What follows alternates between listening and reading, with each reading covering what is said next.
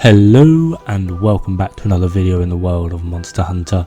In this video I will be going over my top 5 heavy bowgun.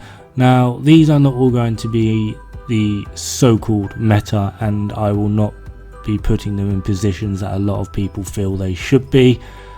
This is all my own personal opinion, and I will give reasons as to why they are there as well as why I like them as the video continues. Now number 5 is Tarroth Assault Glutton. Now this is a particular favourite for the meta hunters. It is one of the highest DPS rates of all the heavy bowguns and holds most of the heavy bowgun world records outside of just clustering the living crap out of things. Now despite having a sore spot for spread left there from hours upon hours of torture from previous games, I cannot deny just how powerful this gun is. It honestly does just obliterate anything in its path. However, it suffers in multiplayer as you really do need to target those weak points, and sadly monsters do not always want to cooperate. Aside from the multiplayer problems, the only real reason it is at number 5 is simply because it just feels too easy, and for me it gets boring very quickly.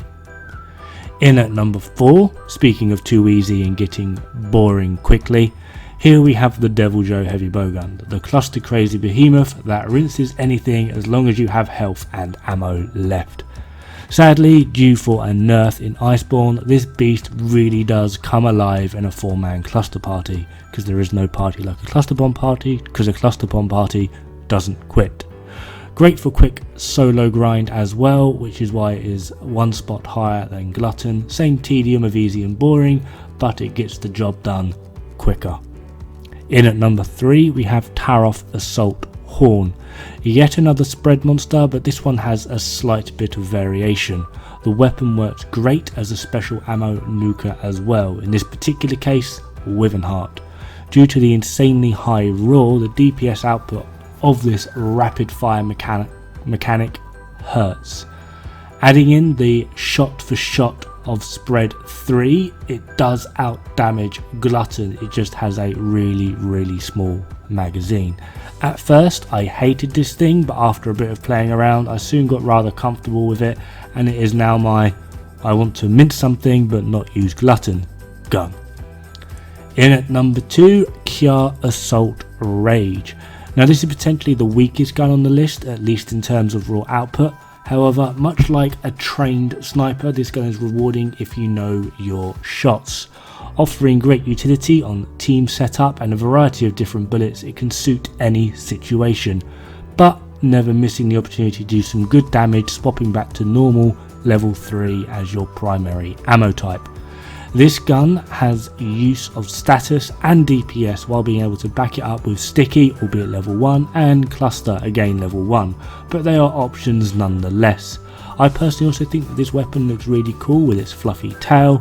There are also a variety of different builds you can mix it up with to suit your playstyle, within a 12% differential of the best notable DPS. It really is a heavy bowgun for everyone.